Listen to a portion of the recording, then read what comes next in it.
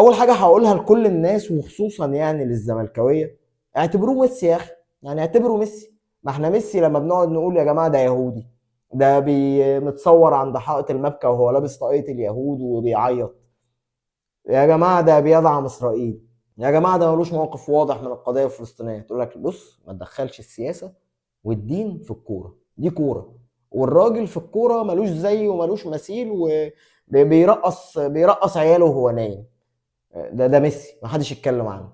طب ما تتعامل مع ابو تريكه من نفس المنطلق ده يا اخي، يعني اتعامل مع ابو تريكه من نفس المنطلق. ابو تريكه ده جايب لك 2 افريقيا، مهزق لك البرازيل، مهزق لك ايطاليا، جايب مع النادي الاهلي 4 دوري ابطال افريقيا، جايب مع مصر 2 كاس افريقيه. الراجل عامل تاريخ. ابو تريكه دوت اللي متصور مع مبارك، ومبارك كان بيمضي له على التيشيرت وعلى الكوره وعادي يعني، وكان معروف وقتها ان هو اخوان.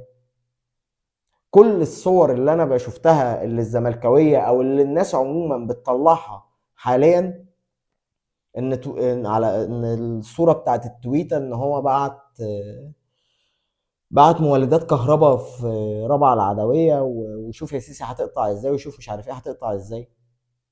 يا جماعه ده الحاجات دي كلها فيك يعني. ده باين جدا انها جرافيك يعني. حتى اللي فايك الصوره ما فكرش ان هو يستخدم نفس الفونت اللي تويتر كان بيستخدمه وقتها.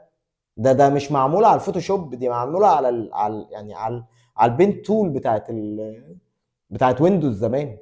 ايه يا جماعه، ما فيش حاجه واضحه وصريحه بتقول الراجل ما صرحش وقال حاجه. الدوله حتى الان مش واخده موقف صريح اتجاهه، يعني الدوله مش واخده موقف صريح. واصلا الاعلان قبل ما يتصور الناس كلها قالت ان هم خدوا الاذن، يعني خدوا الاذن، والاعلان بيتعرض في كل القنوات المصريه ان احنا هنصور مع كابتن محمد ابو تريكه، ومحدش اعترض. وراحوا الشباب وركبوا الطياره وتصوروا معاه الاعلان هناك، ورجعوا والاعلان بيتعرض. يعني مفيش مشكله في الاعلان، انتوا مشكلتكم ايه مع ابو تريكه؟ الغلطان يتحاسب يعني.